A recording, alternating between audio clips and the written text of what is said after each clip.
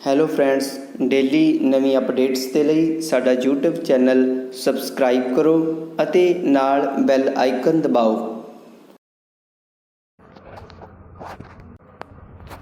Ready start.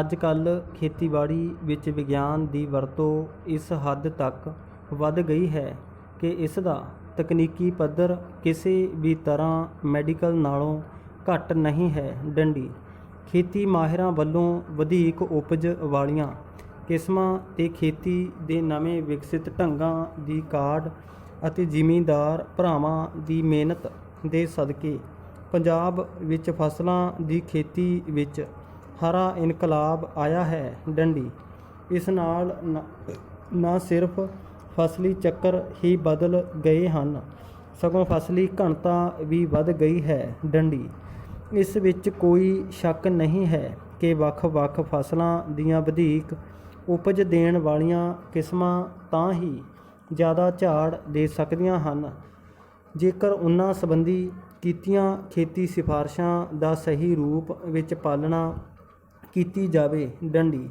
ਜੇਕਰ ਖੇਤੀ ਡੀਲਰਾਂ ਨੂੰ ਲਾਇਸੈਂਸ ਦੇਣ ਲਈ ਕੋਈ ਵੀ ਵਿਦਿਅਕ ਯੋਗਤਾ ਜਾਂ ਸਿਖਲਾਈ ਨਿਰਧਾਰਤ ਨਾ ਹੋਣ ਕਰਕੇ ਇਨ੍ਹਾਂ ਵੱਲੋਂ ਦਿੱਤੀ ਗਲਤ ਅਤੇ ਗੈਰ ਵਿਗਿਆਨਕ ਜਾਣਕਾਰੀ ਕਾਰਨ ਕਈ ਵਾਰ ਜ਼ਿਮੀਂਦਾਰ ਭਰਾਵਾਂ ਨੂੰ ਕਾਫੀ ਨੁਕਸਾਨ ਉਠਾਉਣਾ ਪੈਂਦਾ ਹੈ। ਡੰਡੀ ਵੱਧ ਤੋਂ ਵੱਧ ਝਾੜ ਲੈਣ ਲਈ ਜ਼ਰੂਰੀ ਹੈ ਕਿ ਇਨ੍ਹਾਂ ਕੀਮਤੀ ਪਦਾਰਥਾਂ ਦੀ ਸਹੀ ਮਾਤਰਾ ਵਿੱਚ ਸਹੀ ਸਮੇਂ ਅਤੇ ਸਹੀ ਢੰਗ ਨਾਲ ਵਰਤੋਂ ਕੀਤੀ ਜਾਵੇ।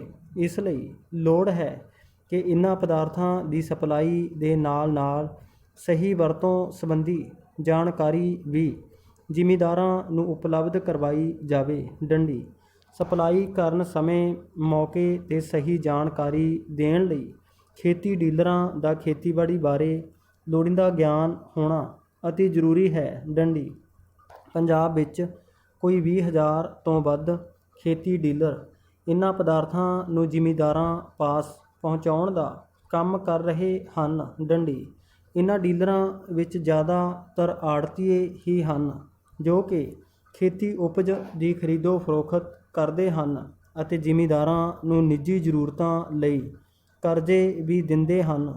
ਇਸ ਕਰਕੇ ਇਹ ਡੀਲਰ ਜ਼ਿਮੀਂਦਾਰ ਦੇ ਨਵੀਆਂ ਖੋਜਾਂ ਨੂੰ ਅਪਣਾਉਣ ਦੇ ਫੈਸਲੇ ਨੂੰ ਕਾਫੀ ਪ੍ਰਭਾਵਿਤ ਕਰਦੇ ਹਨ। ਡੰਡੀ ਖੇਤੀਬਾੜੀ ਵਿੱਚ ਕੰਮ ਆਉਣ ਵਾਲੀਆਂ ਜ਼ਰੂਰਤਾਂ ਦੀ ਵਿਕਰੀ ਸਹੀ ਅਤੇ ਨਿਯਮਬੱਧ ਢੰਗ ਨਾਲ ਚਲਾਉਣ ਲਈ ਭਾਰਤ ਸਰਕਾਰ ਵੱਲੋਂ ਬੀਜ ਐਕਟ, ਖਾਦ ਕੰਟਰੋਲ ਐਕਟ, ਕੀੜੇ ਮਾਰ ਦਵਾਈਆਂ ਦੇ ਐਕਟ ਅਤੇ ਜ਼ਰੂਰੀ ਵਸਤਾਂ ਐਕਟ ਦੀ ਵਿਵਸਥਾ ਹੈ। ਡੰਡੀ ਖਾਦ ਅਤੇ ਕੀੜੇ ਮਾਰ ਦਵਾਈਆਂ ਦੀ ਵਿਕਰੀ ਅਤੇ ਨੁਮਾਇਸ਼ ਸਿਰਫ ਉਹ ਵਿਅਕਤੀ ਹੀ ਕਰ ਸਕਦੇ ਹਨ ਜਿਨ੍ਹਾਂ ਪਾਸ ਖੇਤੀਬਾੜੀ ਵਿਭਾਗ ਵੱਲੋਂ ਦਿੱਤੇ ਗਏ ਲਾਇਸੈਂਸ ਹਨ, ਪਰੰਤੂ ਇਸ ਲਾਇਸੈਂਸ ਲਈ ਕਿਸੇ ਵੀ ਤਰ੍ਹਾਂ ਦੀ ਵਿਦਿਅਕ ਯੋਗਤਾ ਜਾਂ ਸਿਖਲਾਈ ਨਿਰਧਾਰਤ ਨਹੀਂ ਹੈ। ਡੰਡੀ ਫਸਲਾਂ ਨੂੰ ਕੀੜੇ ਮਕੌੜੇ ਅਤੇ ਬਿਮਾਰੀਆਂ ਤੋਂ ਬਚਾਉਣ ਲਈ ਬਹੁਤ ਸਾਰੇ ਜ਼ਿਮੀਂਦਾਰ ਇਨ੍ਹਾਂ ਦੇ ਹਮਲੇ ਤੋਂ ਪਹਿਲਾਂ ਸਾਵਧਾਨੀਆਂ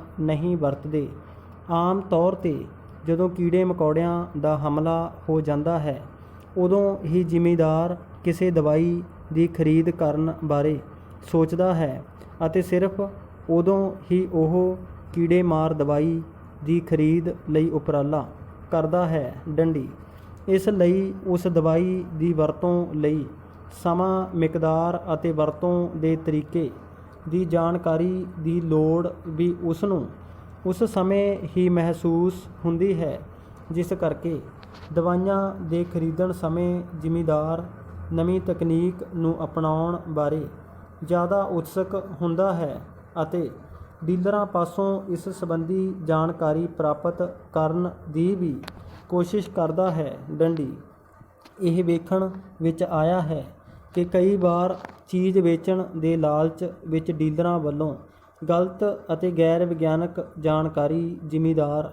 ਨੂੰ ਦੇ ਦਿੱਤੀ ਜਾਂਦੀ ਹੈ। ਡੰਡੀ ਦਵਾਈਆਂ ਅਤੇ ਖਾਦਾਂ ਦੀ ਗਲਤ ਜਾਂ ਜ਼ਿਆਦਾ ਜਾਂ ਘੱਟ ਵਰਤੋਂ ਕਾਰਨ ਫਸਲਾਂ ਦਾ ਝਾੜ ਵਧਣ ਦੀ ਬਜਾਏ ਘਟ ਜਾਂਦਾ ਹੈ। ਡੰਡੀ ਇਸ ਨਾਲ ਹੋਰ ਵੀ ਕਈ ਤਰ੍ਹਾਂ ਦੀਆਂ ਮੁਸ਼ਕਲਾਂ ਜਿਵੇਂ ਵਾਤਾਵਰਣ ਦਾ ਪ੍ਰਦੂਸ਼ਿਤ ਹੋਣਾ, ਲਾਭਦਾਇਕ ਕੀੜਿਆਂ ਦਾ ਮਰਨਾ, ਤੱਤਾਂ ਦੀ ਘਾਟ ਹੋਣਾ ਆਦਿ ਵੀ ਪੇਸ਼ ਆ ਰਹੀਆਂ ਹਨ। ਡੰਡੀ। ਇਸ ਲਈ ਲੋੜ ਹੈ ਇਹਨਾਂ ਖੇਤੀ ਡੀਲਰਾਂ ਅੱਗੋਂ ਕਿਸਾਨਾਂ ਨੂੰ ਸਹੀ ਅਤੇ ਵਿਗਿਆਨਕ ਜਾਣਕਾਰੀ ਦੇਣ ਦੀ। ਡੰਡੀ। ਖੇਤੀ ਡੀਲਰਾਂ ਦੀਆਂ ਵਿਧੀ ਪੂਰਵਕ ਸਿਖਲਾਈ ਲੋੜਾਂ ਤੋਂ ਪਤਾ ਲਾਉਣ ਲਈ ਇਹਨਾਂ ਪ੍ਰਸ਼ਨਾਂ ਦੇ ਉੱਤਰ ਛੇਤੀ ਤੋਂ ਛੇਤੀ ਤਲਾਸ਼ ਕੀਤੇ ਜਾਣ ਦੀ ਲੋੜ ਹੈ ਕਿ ਉਹਨਾਂ ਨੂੰ ਖੇਤੀਬਾੜੀ ਦੀ ਕਿਸ ਤਰ੍ਹਾਂ ਦੀ, ਕਿਵੇਂ ਅਤੇ ਕਿੰਨੇ ਸਮੇਂ ਦੀ ਸਿਖਲਾਈ ਦਿੱਤੇ ਜਾਣ ਦੀ ਲੋੜ ਹੈ। ਡੰਡੀ। ਆਸ ਹੈ ਕਿ ਇਸ ਸਬੰਧ ਵਿੱਚ ਲੋੜੀਂਦੇ ਕਦਮ ਛੇਤੀ ਪੁੱਟੇ ਜਾਣਗੇ। ਡੰਡੀ।